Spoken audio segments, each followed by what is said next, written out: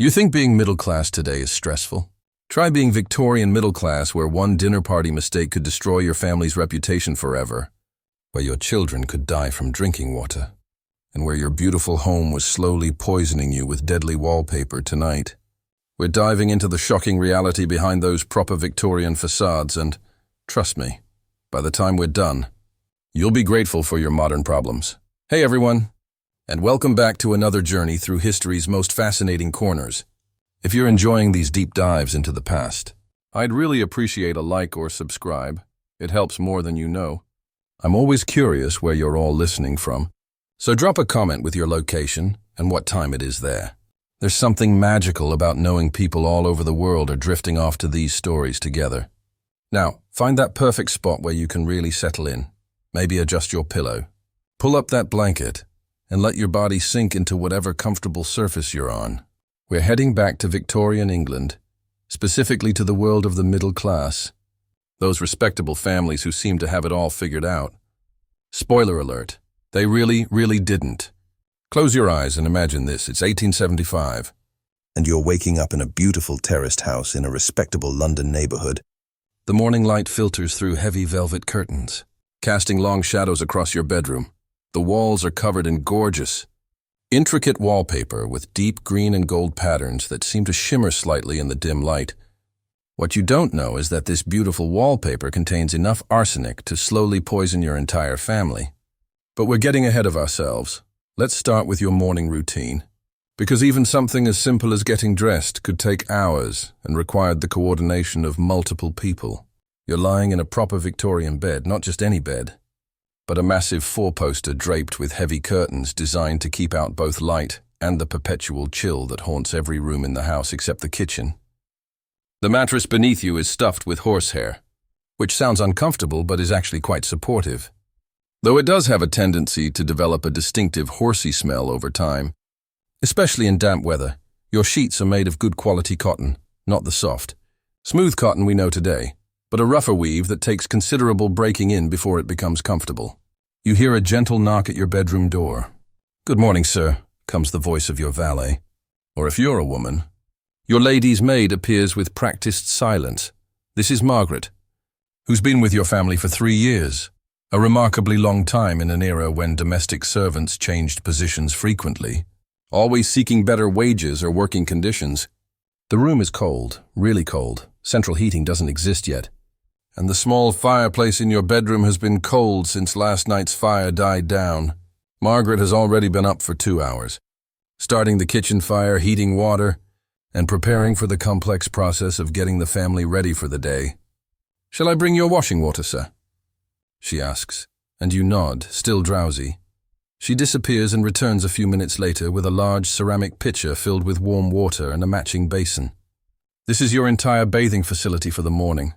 No shower, no running water in the bedroom, just this pitcher of water that she's heated on the kitchen stove and carried up 2 flights of stairs. The washing ritual is elaborate but efficient. Margaret pours the warm water into the basin on your washstand, a piece of furniture as essential to Victorian life as a refrigerator is to ours. She hands you a bar of soap, not the gentle, moisturizing soap we're used to, but a harsh, alkaline bar that will leave your skin feeling tight and dry. The soap is scented with lavender or perhaps carbolic acid, which the Victorians believe has medicinal properties. You splash the warm water on your face and immediately feel more alert. The shock of the temperature difference, from the cold room to the warm water, is something modern people rarely experience in our climate-controlled world. Margaret stands by with a rough cotton towel that's been warmed by the kitchen fire. Another small luxury that requires considerable planning and effort. Now comes the getting dressed part. And this is where being Victorian middle class becomes a production worthy of a small theater company. If you're a man, the process is relatively straightforward but still requires assistance. First, the undershirt, a long, cotton garment that extends to your thighs. Then come the drawers, knee-length underwear that ties at the waist. The shirt comes next, with its detachable collar and cuffs, which Margaret has starched to perfection. The collar alone is a work of art and torture. It's made of stiff, starched cotton that stands up around your neck like a paper tube. It's so rigid that turning your head requires moving your entire upper body. The cuffs are equally unforgiving, starched into submission and attached to the shirt with special studs. Getting the collar to sit properly takes Margaret several attempts, and she mutters under her breath as she works. The waistcoat comes next, what Americans call a vest, buttoned tight across your chest. Then the jacket, the trousers, which are held up by suspenders rather than a belt, and finally the shoes. These aren't the comfortable, flexible shoes we know today, but stiff leather constructions that require breaking in and will give you blisters for the first few weeks of wear. If you're a woman, the process is exponentially more complex and physically challenging. It starts with a chemise, a thin cotton undergarment that serves as the foundation for everything else. Then comes the corset, and this is where things get serious. Margaret approaches with what looks like an instrument of torture, a corset made of steel boning, whalebone and heavy cotton or silk. This isn't the costume corset you might see in movies, designed to look pretty and be relatively comfortable. This is a functional Victorian corset designed to reshape your body into the fashionable silhouette of the era. You stand with your arms raised while Margaret wraps this contraption around your torso. The corset extends from just under your arms to your hips. Covering your entire midsection, Margaret begins the lacing process. Starting loose and gradually tightening, the pressure builds slowly but relentlessly. Your ribcage is compressed, your waist is pulled in, and your internal organs are rearranged to fit the fashionable shape. "A little tighter, miss?" Margaret asks, though she can see you're already struggling to breathe normally. Fashion demands sacrifice, and a proper waist measurement is worth a little discomfort. She pulls the laces tighter, and you feel your ribs compress further. Deep breathing becomes impossible quick. Shallow breaths are all you can manage. The corset serves multiple purposes beyond just creating the desired silhouette. It's also believed to provide back support and promote good posture, though medical professionals are beginning to question whether the health benefits outweigh the obvious drawbacks. You've heard stories of women fainting at social events, unable to get enough oxygen, but such incidents are usually attributed to feminine weakness, rather than the obvious problem of not being able to breathe properly. Next come the drawers, knee-length underwear that splits at the crotch for practical reasons we won't dwell on, then a cotton or linen undershirt over the corset, followed by a petticoat, then another petticoat, and possibly a third depending on the fashion of the day and the fullness required for your outer skirt. Each layer adds weight and bulk. By the time you're fully dressed, you're carrying an additional 20 to 30 pounds of fabric and structural elements. Moving becomes a calculated effort. Sitting requires careful arrangement of skirts and petticoats. Climbing stairs becomes an athletic endeavor that leaves you breathless. Though the corset contributes significantly to that breathlessness, the dress itself is a masterpiece of construction and imprisonment. The bodice fits like a second skin, buttoned up the back with dozens of tiny buttons that Margaret must fasten individually. The sleeves are tight from shoulder to wrist, often requiring gloves to be worn underneath to protect your arms from the rough seams. The skirt is voluminous, supported by the petticoats and possibly a crinoline, a cage-like understructure made of steel hoops. This crinoline is both a blessing and a curse. It supports the weight of the heavy skirt fabric, but it also turns you into a walking architectural hazard. You can't get close to fireplaces, you can't sit in narrow chairs, and navigating through doorways requires careful calculation. The crinoline has been known to catch fire, to get caught in carriage wheels, and to make simple tasks like picking up dropped objects nearly impossible. Your hair requires another hour of Margaret's attention.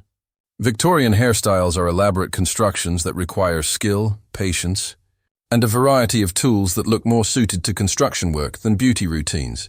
Your hair must be parted in the exact center. Any deviation is considered slovenly.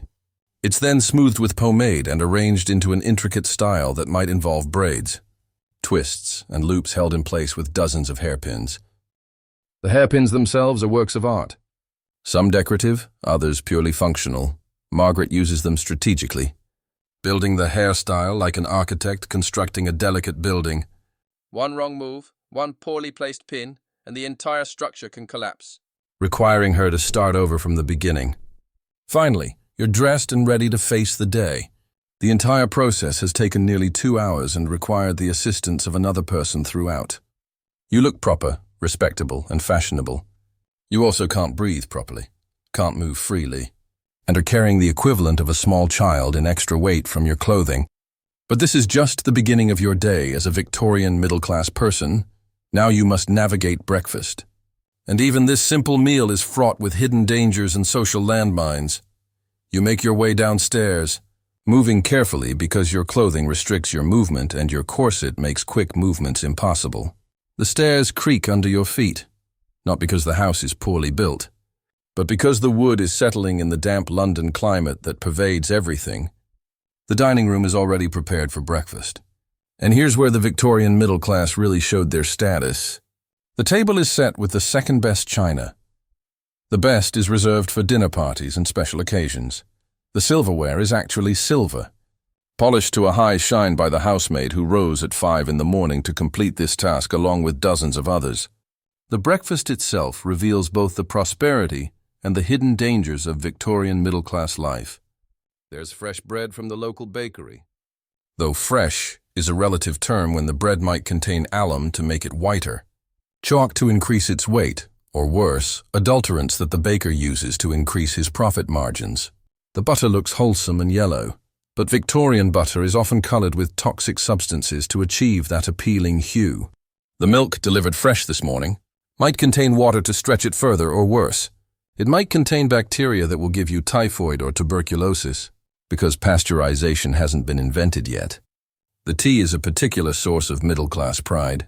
Good tea is expensive, and serving it properly demonstrates your family's prosperity and sophistication. But Victorian tea is often adulterated with substances ranging from the merely unpleasant to the actively poisonous.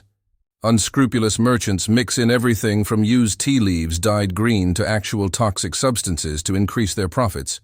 The eggs come from your own chickens, kept in the small back garden that every respectable middle-class house maintains. These chickens serve multiple purposes. They provide eggs, they provide meat when they're past their laying prime, and they demonstrate that your family has the space and resources to maintain livestock within the city. But even these seemingly safe eggs carry risks. The chickens live in conditions that would shock modern health inspectors, and diseases can pass from poultry to humans more easily than anyone realizes.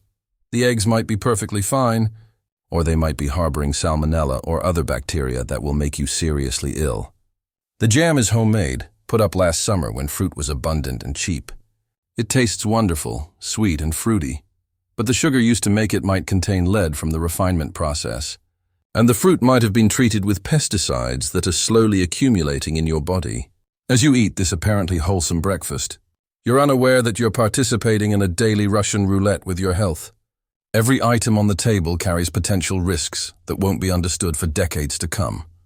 The Victorian era is a time of unprecedented prosperity and innovation, but it's also a time when industry moves faster than understanding, and the consequences of new technologies and processes aren't discovered until years later. The morning newspaper arrives with breakfast, and here's another window into the complex reality of Victorian middle-class life.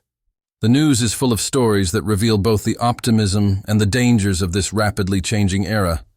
There are accounts of new medical discoveries that promise to revolutionize healthcare, alongside stories of factory accidents that killed dozens of workers. There are advertisements for miracle cures and patent medicines that promise to solve every health problem imaginable. These medicines are readily available, require no prescription, and often contain alcohol, opium, or other substances that we now know are addictive or harmful. But to the Victorian consumer, they represent the march of scientific progress and the promise of better living through chemistry. The newspaper itself carries its own risks. The ink contains lead, and the practice of reading while eating means you're likely ingesting small amounts of this toxic metal with every meal. The paper is often recycled from various sources, and the bleaching processes used to make it white involve chemicals that leave residues. After breakfast, the real challenges of Victorian middle-class life begin to reveal themselves. If you're the man of the house, you need to get to your job, perhaps as a clerk in a bank, a manager in a factory, or a professional like a lawyer or doctor. The commute itself is an adventure that involves navigating through London's increasingly congested streets. Transportation options include walking, which exposes you to air pollution that's getting worse every year as more factories belch smoke into the atmosphere, The coal smoke is so thick during winter months that it creates fog so dense you literally cannot see your hand in front of your face. This isn't the romantic, mysterious fog of literature. This is a toxic cloud that burns your lungs and leaves you coughing black phlegm. You might take an omnibus, a horse-drawn vehicle that serves as public transportation. These are crowded, uncomfortable, and often dangerous. The horses are overworked and underfed, making them unpredictable. Accidents are common. And there's no insurance system to help you if you're injured. If you're prosperous enough, you might take a handsome cab, a two-wheeled vehicle pulled by a single horse. This is faster and more comfortable than the omnibus, but it's also more expensive and still carries the risks associated with horse-drawn transportation in crowded city streets. The streets themselves are a hazard course of mud, horse manure, and refuse. London's sanitation system is rudimentary at best, and the concept of regular street cleaning hasn't been fully implemented. The result is a city that smells perpetually of decay, sewage, and industrial waste. Your workplace presents its own unique set of challenges and dangers. If you work in an office, the building is heated by coal fires that fill the air with smoke and toxic fumes. The gaslighting, which seems like a marvel of modern technology, produces carbon monoxide and other dangerous gases. Many Victorian office workers suffer from headaches, fatigue, and respiratory problems that they attribute to overwork, but are actually symptoms of chronic low-level poisoning. The office furniture is often made with toxic materials. The varnishes and stains contain lead and other heavy metals. The wallpaper, which creates such a pleasant and professional atmosphere, is likely colored with arsenic-based dyes that slowly release toxic particles into the air. If you work in a factory or industrial setting, the dangers are even more immediate and obvious. Safety regulations don't exist in any meaningful way. Workers regularly lose fingers, hands, or lives to machinery that operates without guards or safety features. The air is filled with particles of whatever material is being processed: cotton fibers, metal shavings, chemical fumes, and long-term exposure leads to lung diseases that won't be understood for decades. But let's return to the domestic sphere, because this is where the Victorian middle class really thought they had achieved safety and prosperity. While the men go off to work, the women of the house face their own set of challenges in what should be the safest environment: the family home. The house itself is a masterpiece of Victorian engineering and a death trap rolled into one beautiful package. The wallpaper we mentioned earlier isn't just decorative, it's actively poisonous. The beautiful green and gold patterns are created using copper arsenite, a compound that contains enough arsenic to kill a horse. As the wallpaper ages, especially in damp conditions, it releases arsenic particles into the air. Children are particularly vulnerable to this poisoning because they spend more time in the house, and because their smaller bodies are more susceptible to toxic effects. Victorian children often suffer from mysterious illnesses that include nausea, hair loss, and neurological problems. Doctors attribute these symptoms to everything from nervous constitution to growing pains, never suspecting that the beautiful walls around them are slowly poisoning the entire family. Childbirth is particularly dangerous for Victorian women. Even middle-class women with access to qualified physicians face significant risks during pregnancy and delivery. Puerperal fever, a bacterial infection that develops after childbirth, kills many new mothers. The mortality rate for women in childbirth is several hundred times higher than it is today. Infant and child mortality rates are also extraordinarily high by modern standards. Many middle-class families lose children to diseases that are now preventable or easily treatable: diphtheria, scarlet fever, whooping cough, and other childhood diseases regularly claim young victims from even the most prosperous families. The emotional impact of these losses on Victorian families is profound, but it's also complicated by social expectations about grief and mourning. Elaborate mourning rituals help families process their losses, but they also create additional stress and expense during already difficult times. Social life for the Victorian middle class is governed by an incredibly complex system of rules and expectations that can make simple social interactions feel like navigating a minefield. Every aspect of social behavior, from how to properly introduce people to each other to what topics are appropriate for conversation, is regulated by detailed etiquette books that middle-class families study like legal documents. Dinner parties are major social events that require weeks of planning and preparation. The menu must be appropriate for the season and the social status of the guests. The table setting must follow precise rules about which fork goes where and how the glasses should be arranged. The conversation must flow according to established patterns, with certain topics considered suitable for mixed company and others relegated to single-sex gatherings. The consequences of social mistakes can be severe and long-lasting. A poorly planned dinner party can damage a family's reputation for years. A breach of etiquette at someone else's social event can result in social exclusion that affects business relationships, marriage prospects for children, and overall standing in the community. Women bear a particular burden in maintaining the family's social position. They are responsible for knowing and following all the complex rules of social behavior, for organizing social events that reflect well on the family, and for ensuring that their children learn proper behavior from an early age. The pressure to maintain appearances extends to every aspect of daily life. Clothing must be fashionable but not flashy, expensive but not ostentatious. The house must be beautifully decorated but not overly luxurious. The family must demonstrate their prosperity and respectability without appearing to show off. This constant attention to social performance is exhausting and expensive. Middle-class families often spend far more than they can afford on clothing, entertainment, and household items that are necessary for maintaining their social position. Financial stress from trying to keep up appearances is a common problem that many families struggle with, but rarely discuss openly.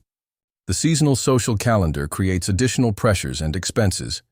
The London social season requires families to be in the city during certain months.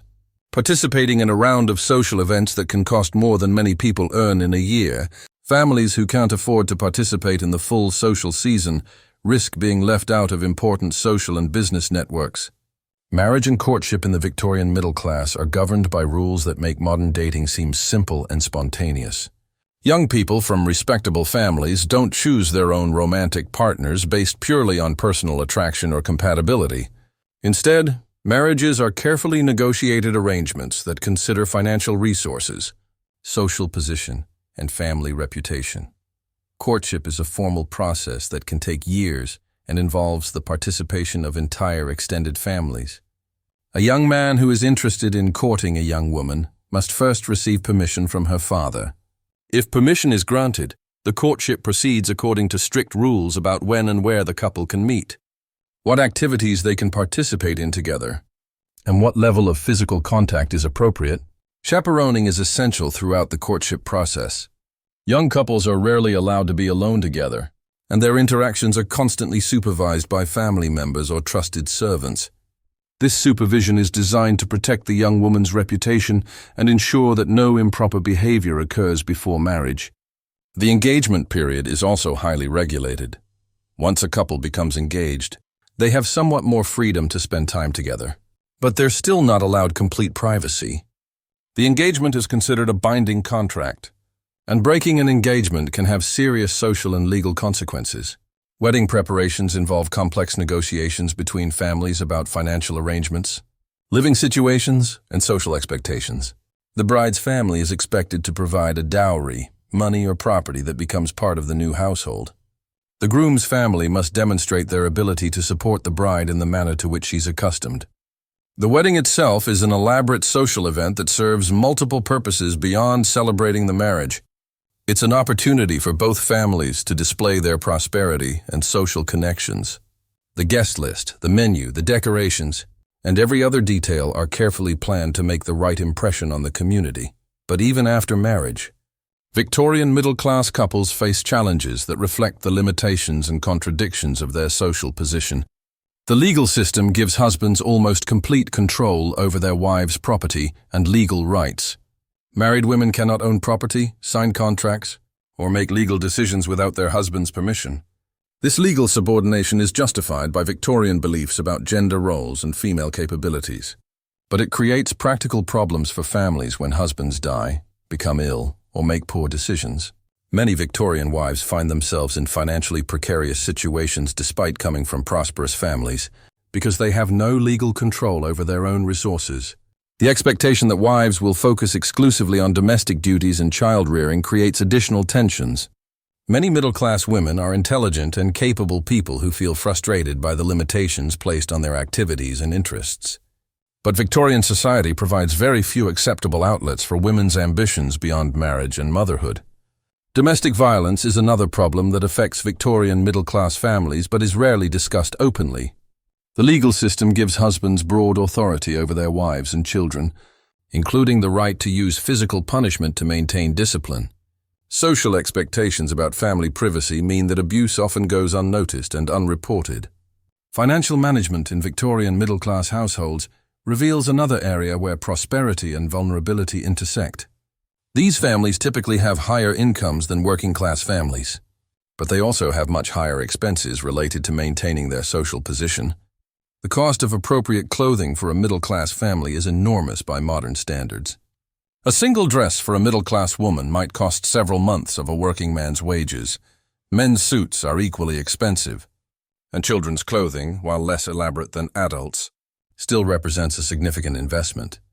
Household expenses include not just food and utilities, but also the wages of domestic servants, the costs of entertaining, and the various fees and expenses associated with participating in middle-class social life. Many families find themselves living beyond their means in order to maintain appearances. Banking and investment options are limited and risky. There are no government programs to protect savings or provide financial security. Investment opportunities often turn out to be fraudulent schemes that leave families financially ruined. Economic downturns can wipe out years of careful savings and force families to dramatically reduce their standard of living. The lack of social safety nets means that middle-class families who experience financial setbacks can fall into poverty very quickly. There are no unemployment benefits, no health insurance, and no government assistance programs. Families must rely on private charity or support from relatives, which often comes with social stigma and loss of independence. Career opportunities for middle-class men are expanding during the Victorian era, but they're also highly competitive and uncertain. Professional positions in law, medicine, and government service require expensive education and social connections. Business opportunities are available, but they're risky, and many entrepreneurs lose everything when their ventures fail. The pressure to succeed professionally is intense, because career failure affects not just the individual, but his entire family's social position and financial security. Men who fail to achieve expected levels of success may find themselves unable to marry or support families in the manner expected of their social class. Women's economic opportunities are much more limited. Middle-class women who never marry or who become widowed have very few ways to support themselves respectably. Teaching is one of the few acceptable professions for middle-class women, but it pays very little and offers no job security. Other employment options, such as working in shops or factories, involve a significant loss of social status. The concept of retirement doesn't exist in the Victorian era. People work until they become physically unable to continue, and then they depend on their savings, their families, or charity for support. Many middle-class families face financial crises when the primary breadwinner becomes too old or ill to work. Healthcare costs can bankrupt even prosperous families. Serious illnesses require expensive treatments and may prevent the breadwinner from working for extended periods. The cost of caring for chronically ill family members can drain resources and force families to make difficult choices between financial security and medical care. Education expenses for children represent another major financial burden for middle-class families. Good education is essential for maintaining social position and creating opportunities for the next generation. But it's expensive and offers no guarantee of success. Private schools for boys charge fees that can consume a significant portion of a family's income. Additional expenses include uniforms, books, and various fees for special activities. Families often make significant financial sacrifices to provide their sons with educational opportunities that will help them succeed in their careers. Girls' education is less expensive but still represents a considerable investment. Private governesses, music lessons, art instruction, and finishing school all cost money that middle-class families feel obligated to spend in order to prepare their daughters for advantageous marriages. The psychological pressures of Victorian middle-class life are as significant as the physical and financial challenges. The constant attention to social rules and expectations creates an environment where people are always performing rather than simply being themselves. Children grow up under intense pressure to meet adult expectations and maintain the family's reputation. They learn early that their individual desires and preferences are less important than social obligations and family loyalty. This can create psychological problems that persist throughout their lives. Women face particular psychological stresses related to their limited roles and legal subordination. Many intelligent and capable women feel frustrated by the restrictions placed on their activities and ambitions. The idealization of motherhood and domestic life creates additional pressure for women who don't find complete fulfillment in these roles. Men face pressure to succeed professionally and financially while maintaining the emotional stoicism that Victorian society expects from them. The burden of supporting their family's social position and financial security can create anxiety and stress that they're not allowed to express openly. Mental health problems are common in Victorian society, but they're poorly understood and often attributed to moral failings rather than medical conditions. Depression is seen as a weakness of character rather than a treatable illness. Anxiety and stress-related problems are often dismissed as nervousness or hysteria. Particularly in women, treatment for mental health problems is primitive and often harmful. Patients with serious mental illnesses may be confined to asylums where conditions are often worse than the original problems. Less severe psychological difficulties are often treated with patent medicines that contain alcohol, opium, or other substances that can create additional problems. The Victorian emphasis on emotional control and proper behavior means that psychological distress often goes unrecognized and untreated. Families may be ashamed of members who show signs of mental illness, leading to isolation and secrecy that make recovery more difficult. Religious expectations add another layer of psychological pressure to Victorian middle-class life. Attendance at church services is not just a matter of personal faith, but a social obligation that demonstrates respectability and moral character. Families who don't participate actively in religious life risk social ostracism and business consequences. The Victorian interpretation of Christianity emphasizes moral purity, self-discipline, and social conformity in ways that can create guilt and anxiety for people who struggle to meet these impossibly high standards. The concept of original sin means that people are constantly battling their natural impulses and feeling guilty about normal human desires and emotions. Sunday observance is particularly strict in Victorian middle-class households. The entire day is devoted to religious activities and quiet contemplation. Most forms of entertainment and recreation are forbidden, creating a weekly period of enforced solemnity that many people find oppressive rather than spiritually nourishing.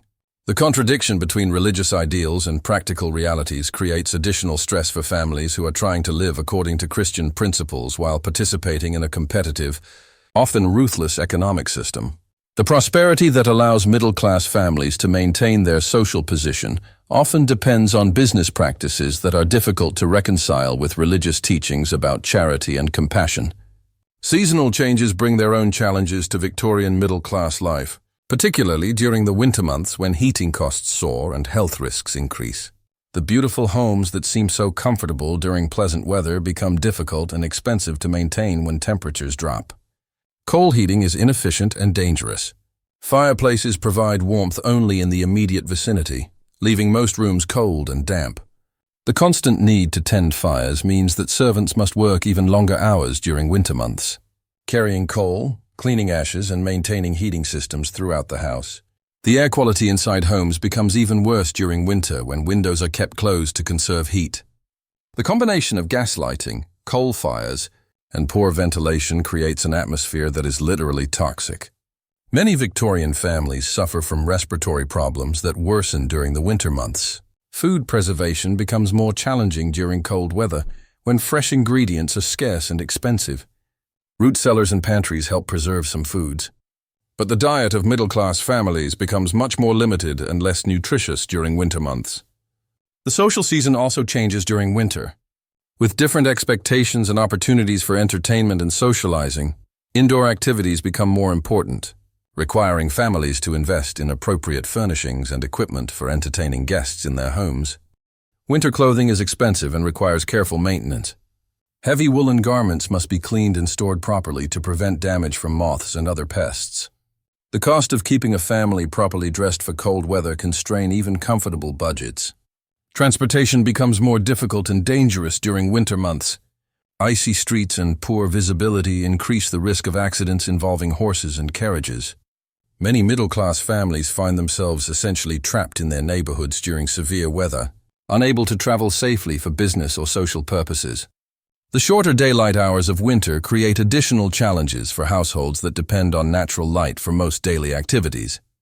Candles and gas lighting are expensive to operate continuously. So many activities must be scheduled around the availability of daylight. Health risks increase dramatically during winter months, when communicable diseases spread more easily in crowded, poorly ventilated indoor spaces. The combination of poor air quality, limited fresh food, and increased stress from confinement creates conditions that weaken immune systems and make people more susceptible to illness.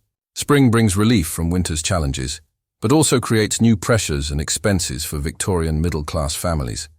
The social season resumes with renewed intensity, requiring families to update their wardrobes and prepare for a round of social activities that can be both exhausting and expensive. Spring cleaning is a major undertaking that involves the entire household. Carpets must be taken up and beaten, furniture must be moved and cleaned, and every surface in the house must be scrubbed and polished. This work is physically demanding and exposes family members and servants to dust, cleaning chemicals and other health hazards. The return of warmer weather also reveals damage that has occurred during the winter months. Roofs may need repair, gardens require attention, and household systems that have been stressed by cold weather may need replacement or maintenance. Fashion requirements change with the seasons, creating pressure to purchase new clothing and accessories. The elaborate clothing of the Victorian era cannot simply be adapted from season to season. Different fabrics, colors, and styles are required for different times of year.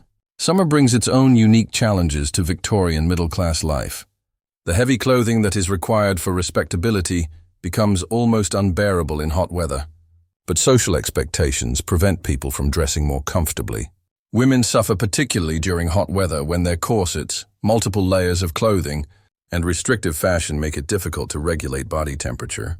Fainting from heat exhaustion is common at summer social events, but it's often attributed to feminine delicacy rather than the obvious problem of wearing inappropriate clothing. The lack of refrigeration makes food safety a constant concern during warm weather. Meat, dairy products, and other perishables spoil quickly, and families must shop daily for fresh ingredients. The risk of food poisoning increases dramatically during summer months. Water quality becomes an even more serious concern during hot, dry periods when water levels drop and contamination becomes more concentrated. Waterborne diseases spread more easily during summer months, and even middle-class families with access to better water sources face increased health risks. The beautiful gardens that middle-class families maintain require constant attention during the growing season. Watering, weeding, and pest control become daily tasks that require significant time and effort. The cost of maintaining an attractive garden can be substantial, but it's considered essential for maintaining social status. Summer travel becomes possible for prosperous families, but it's expensive and complicated. The elaborate clothing and personal items required for maintaining proper appearances while traveling require extensive luggage and careful planning. Transportation options are limited and often uncomfortable. Resort destinations and spa towns become important parts of the social season for families who can afford them. These trips serve multiple purposes. They provide relief from the heat and pollution of the city. They offer opportunities for socializing and networking. And they demonstrate the family's prosperity to their social circle. But summer travel also creates additional expenses and risks. Accommodations at fashionable resorts are expensive, and families must maintain their households at home while also paying for lodging and entertainment while traveling. The changing seasons also affect the economic activities that support middle-class prosperity. Business conditions fluctuate with seasonal demands, creating uncertainty about income and employment. Many businesses experience seasonal slowdowns that can affect employees' job security and income. Agricultural cycles affect food prices and availability, creating budget pressures that even middle-class families must manage carefully. Poor harvests can drive up the cost of basic commodities, while abundant harvests may reduce prices but also indicate economic problems for agricultural communities that are important customers for urban businesses. The Victorian middle class exists in a complex relationship with the rapidly changing economic and social conditions of the industrial age. Technological innovations create new opportunities for prosperity and comfort, but they also introduce new risks and uncertainties that previous generations never faced. The railroad system that makes travel and commerce more efficient also creates new forms of accidents and health hazards. Train crashes are becoming disturbingly common, and the air pollution from locomotives adds to the environmental health problems that affect urban areas. Factory production makes consumer goods more affordable and widely available, but it also creates pollution, workplace hazards, and economic instability that affect entire communities. The prosperity of middle-class families is increasingly dependent on industrial systems that are prone to boom and bust cycles. New medical and scientific discoveries promise to improve health and extend life, but they also introduce treatments and technologies that have unexpected side effects and risks. The pace of change makes it difficult for people to make informed decisions about new products and procedures. Communication technologies like the telegraph make business more efficient and enable families to stay in touch across great distances. But they also create new pressures for immediate responses and constant availability that can increase stress and anxiety. The Victorian middle class represents humanity's first large-scale experiment with industrial prosperity, and the results are mixed. These families enjoy material comforts and social opportunities that would have been unimaginable to earlier generations. But they also face health risks, environmental challenges, and psychological pressures that are directly related to their prosperity. The beautiful homes that symbolize Victorian middle-class success are filled with hidden dangers that slowly poison their inhabitants. The elaborate social rituals that define respectability create psychological pressures that can be as damaging as physical threats. The economic systems that create prosperity also create vulnerability and uncertainty.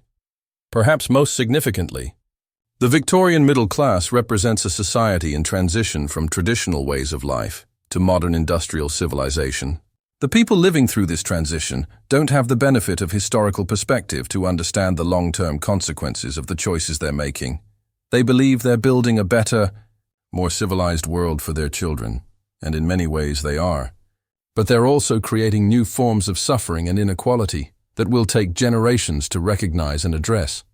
The daily life of a Victorian middle-class family reveals the complexity and contradiction of this historical moment.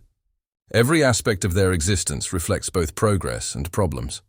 Prosperity and peril, social advancement and human cost. As evening approaches in your Victorian middle-class household, the day's activities wind down according to patterns that have become as rigid as the corsets that bind the women's bodies. The gas lamps are lit throughout the house, casting their warm but toxic glow over rooms that have grown cold as the afternoon fires have died down. Dinner is the most elaborate meal of the day and the most important social ritual for demonstrating the family's prosperity and respectability. The dining room table is set with the best china, silver, and crystal that the family owns. Every piece has been carefully cleaned and polished by the servants, who have spent hours preparing for this daily performance of middle-class status. The meal itself consists of multiple courses that reflect both the family's purchasing power and their knowledge of proper social behavior. The menu follows established patterns that are designed to impress guests and demonstrate the hostess's skill in household management. But this impressive meal also represents many of the hidden dangers that characterize Victorian middle-class life. The meat may be contaminated with bacteria or adulterants. The vegetables may be grown in soil polluted by industrial waste. The wine may be fortified with toxic substances to increase its potency or improve its color. The elaborate table setting includes serving pieces made of pewter or silver that may contain lead or other toxic metals. The beautiful crystal glasses may be colored with toxic compounds that leach into the beverages served in them. The conversation during dinner follows strict social rules about appropriate topics and proper behavior. Politics, business, and other serious subjects are generally avoided in favor of lighter topics that won't create controversy or social tension. But even this seemingly innocent dinner conversation reflects the psychological pressures of Victorian middle-class life. Every comment is evaluated for its social appropriateness. Every joke is measured against standards of respectability, and every opinion is filtered through considerations of how it might affect the family's reputation. Children who participate in family dinners learn early that spontaneous expression is less important than social conformity. They must sit quietly, speak only when addressed, and demonstrate perfect table manners at all times. The natural exuberance of childhood is suppressed in favor of adult-like behavior that prepares them for their future roles in middle-class society. After dinner, the family retires to the drawing room for evening entertainment that is carefully chosen to reflect both their cultural sophistication and their moral respectability. Reading aloud from approved literature is a popular activity that serves multiple purposes. It provides entertainment, it demonstrates the family's literacy and cultural knowledge, and it reinforces moral and social values. Music is another important form of evening entertainment. The piano is the centerpiece of most middle-class drawing rooms, and family members are expected to be able to perform for guests and each other. Musical ability is particularly important for young women, who are expected to be accomplished performers as part of their preparation for marriage. But even these innocent evening activities carry risks in the Victorian household. The books that families read aloud may be printed with toxic inks or bound with dangerous chemicals. The sheet music for piano performances may be printed on paper that contains harmful substances. The piano itself represents both the family's cultural aspirations and their exposure to industrial toxins. The keys are often made of ivory and ebony, materials that are obtained through exploitation of both animals and human workers. The internal mechanisms of the piano may contain lead weights and other toxic materials. The drawing room where these activities take place is heated by a coal fire that fills the air with toxic fumes. The wallpaper and paint that create such an elegant atmosphere slowly release poisonous particles. The carpet may be treated with toxic chemicals to prevent moths and other pests. As the evening progresses, family members begin the elaborate process of preparing for bed. This involves not just changing clothes, but also performing various health and beauty rituals that are believed to be necessary for maintaining proper appearance and physical well-being. Women must spend considerable time removing the elaborate hairstyles that have taken hours to create. This process involves removing dozens of hairpins and brushing out hair that has been subjected to various chemical treatments and styling products. The brushes used for this purpose are often made with natural bristles that may harbor bacteria or parasites. The cosmetics and toiletries used in evening beauty routines contain many substances that are now known to be harmful. Face powders often contain lead or arsenic. Lip rouge may be colored with toxic dyes. Hair tonics and skin lotions may contain mercury or other heavy metals. Men's evening grooming routines are simpler, but still involve exposure to various toxic substances. Shaving soap and aftershave lotions contain harsh chemicals that can irritate skin and cause absorption of toxic materials. Hair pomades and other grooming products often contain lead or mercury. The process of undressing reveals another aspect of Victorian middle-class life that combines luxury with discomfort. The elaborate clothing that demonstrates social status during the day becomes a burden that requires assistance to remove. Women's clothing involves so many layers, fastenings, and structural elements that undressing without help is nearly impossible. The corset alone requires another person to unlace properly. The various petticoats, chemises, and other undergarments must be removed in the correct order to avoid damage. Men's clothing is somewhat simpler to remove, but it still involves multiple layers and complex fastenings. The starched collars and cuffs must be removed carefully to avoid damage, and the various buttons, studs, and other fastenings require patience and dexterity. The night clothes that replace the day's elaborate outfits are designed more for modesty than comfort. Women wear long flannel nightgowns that cover them from neck to ankles. Men wear similar garments that provide warmth but little freedom of movement. The bedrooms where Victorian middle-class families sleep are cold. Damp and often unhealthy spaces, central heating doesn't exist. And the small fireplaces in bedrooms are usually extinguished before sleep to prevent fires. The result is that sleeping areas are often below freezing during winter months. The beds themselves are massive constructions designed to provide both comfort and protection from the cold. Heavy curtains around four-poster beds help retain body heat and provide privacy, but they also reduce air circulation and can trap toxic fumes from various household sources. The mattresses are stuffed with materials that may harbor insects, bacteria, or other harmful organisms. Feather mattresses are popular among the prosperous, but they can become breeding grounds for various pests and allergens. Horsehair mattresses are more durable, but have their own distinctive odors and potential health problems. The bed linens are made of cotton or linen that has been bleached with chemicals that may leave harmful residues. The washing and ironing of bed linens involves exposure to harsh soaps, hot irons heated over coal fires, and various chemicals used for stiffening and whitening. Sleep itself becomes a challenge in the Victorian middle-class household. The air quality is poor due to gas lighting, coal fires, and various toxic materials used in construction and decoration. The temperature is often uncomfortably cold, requiring heavy blankets and bed warmers that create their own safety hazards. The psychological stress of maintaining proper social behavior throughout the day doesn't disappear at bedtime.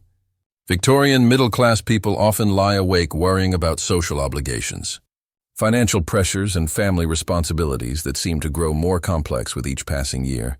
Dreams and sleep patterns are affected by the various substances that Victorian families consume throughout the day. The patent medicines that many people take for various ailments often contain alcohol, opium, or other substances that can disrupt normal sleep cycles and create dependency problems. Nighttime brings its own unique dangers to the Victorian household. Fire is a constant threat from candles, gas lighting and coal-burning heating systems. Carbon monoxide poisoning from poorly ventilated heating systems is common, but often goes undiagnosed. The elaborate nighttime security measures that middle-class families adopt reflect their awareness of the dangers that surround them. Doors and windows are locked and barred, but these measures also create safety hazards by blocking escape routes in case of fire or other emergencies. Servants who work in the household face additional risks during nighttime hours. They may be required to check on fires, respond to family members' needs, or deal with household emergencies that arise during the night. Their sleeping quarters in attics or basements are often the most dangerous parts of the house in terms of fire safety and air quality. The morning brings a renewal of the cycle of activities, challenges, and hidden dangers that characterize Victorian middle-class life. Each day requires the same careful navigation of social expectations, health risks, and economic pressures that make prosperity such a complex and demanding achievement. The Victorian middle class represents humanity's first large-scale attempt to create a society based on industrial prosperity and social respectability. The results are mixed. These families enjoy material comforts and social opportunities that previous generations could never have imagined. But they also face new forms of danger and stress that are directly related to their prosperity. The beautiful homes, elaborate clothing, and sophisticated social rituals that define Victorian middle-class life are all tainted by hidden dangers and unrecognized costs. The wallpaper slowly poisons the air, the clothing restricts movement and breathing, and the social expectations create psychological pressures that can be as damaging as physical threats. Perhaps most significantly, the Victorian middle class exists during a period of unprecedented social and technological change. The people living through this transformation don't have the benefit of historical perspective to understand the long-term consequences of the choices they're making. They believe they're building a better world for their children, and in many ways they are. But they're also creating new problems that will take generations to recognize and solve. The daily life of a Victorian middle-class family reveals the complexity and contradiction of modern civilization itself. Every convenience comes with a cost, every improvement creates new problems, and every solution generates unexpected consequences.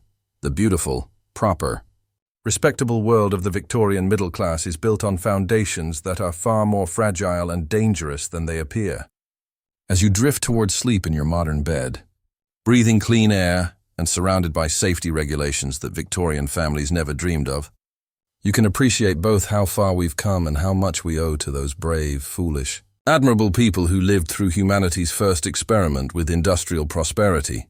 They faced dangers they didn't understand, made sacrifices they didn't realize they were making, and built the foundation for the safer, healthier world we inhabit today. Their beautiful, terrible, fascinating daily life reminds us that progress is never simple, prosperity is never pure, and the price of civilization is always higher than it appears.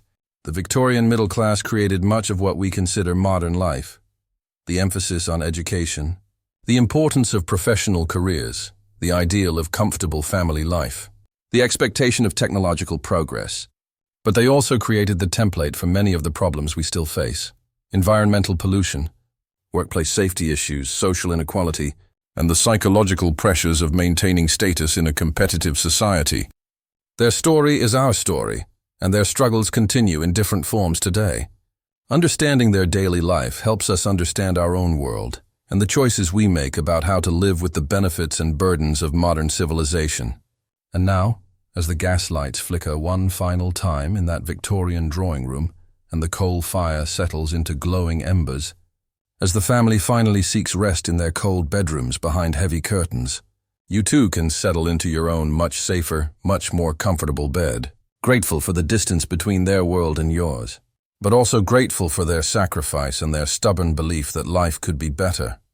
Even when they didn't fully understand the costs of the improvements they were making, sleep well, knowing that the beautiful, dangerous world of the Victorian middle class has given way to our own beautiful, dangerous world where progress continues its complex dance with unintended consequences, and where people still struggle to balance prosperity with safety, comfort with health, and social expectations with individual happiness.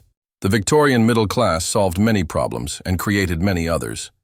Just as we do today, their daily life, with all its contradictions and complexities, reminds us that being human means living with uncertainty, making imperfect choices, and hoping that the next generation will be wise enough to solve the problems we're too blind to see. And with that thought, you can close your eyes and drift away from the gaslit drawing rooms and corseted parlors, away from the coal smoke and arsenic wallpaper, away from the social pressures and hidden dangers, into the peaceful realm of sleep, where Victorian ghosts can rest alongside modern dreams, and where the long story of human progress continues its slow, complicated, beautiful unfoldment through time,